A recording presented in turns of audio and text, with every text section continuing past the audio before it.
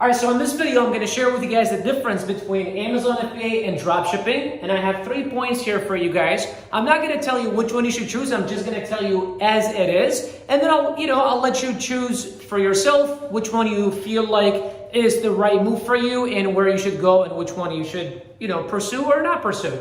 Anyways, don't freak out about what's happening in the background because we have a crazy storm here in Miami, so just hang tight and stay here with us. So anyways, the first thing that I think that drew me to Amazon personally, and that I love personally about Amazon, is supply chain. Now, what supply chain is, it's kind of self-explanatory, right? It's a chain of supplies. It's having a system in place that can go where the product or the service can go from point A to point B, as efficiently as possible in the shortest amount of time possible. And with Amazon FBA, fulfillment by Amazon, the supply chain is awesome simply because you, as a seller, as a business owner, you could actually have your product shipped from the manufacturer or wherever it is that you are getting that product from to the customer without you personally, as a seller, really doing much.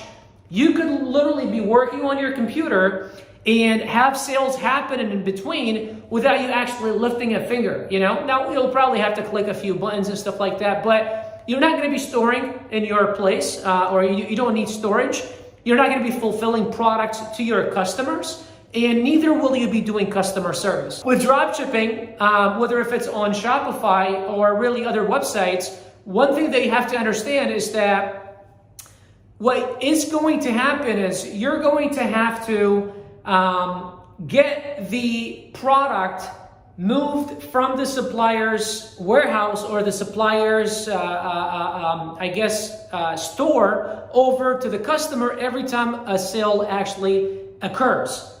What I mean by that is, although it's a positive because you don't need to have supplies and you don't need to pay for products up front, like with Amazon you have to, with Shopify you don't, with Shopify dropshipping you don't. However, every time a sale happens, you have to go to the supplier and then you have to make sure that you tell them, hey, I need a product shipped to this customer. You need to provide the customer's information, and then you need to also make sure that it gets delivered to the customer. Now, what if you promise the customer that it's going to take, let's say, 3 days, for instance, right? And who wants to wait that long? But for instance, you promised them 3 days and then they agreed, right? And what if it took 5 days for that product to be delivered? You personally cannot control that because your supplier is the one doing that, and they don't have a system efficient enough like FBA to make sure that the supplies get to the customer on time. Where with FBA, that's possible. With dropshipping, you personally are not in control of what happens from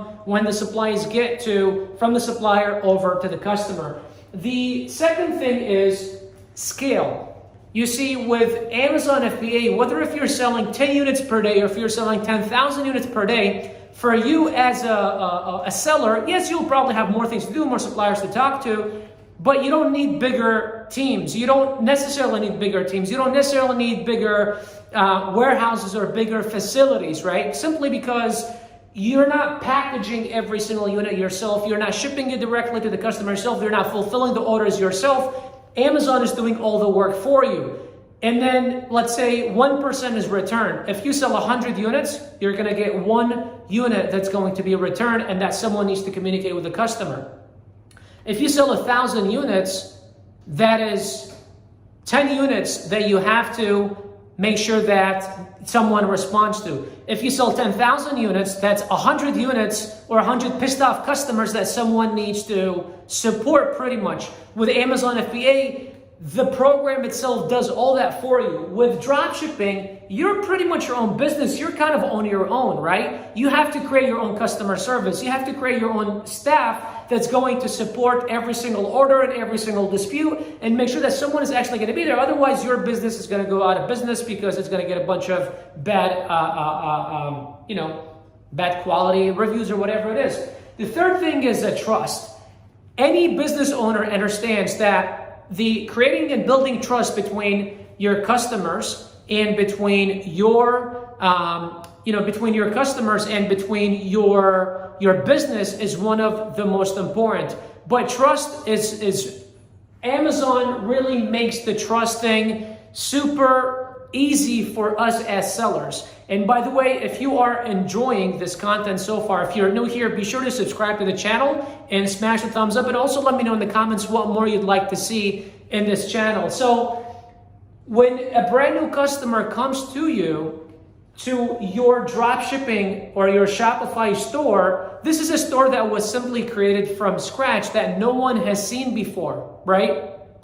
And what needs to happen is you need to build that trust.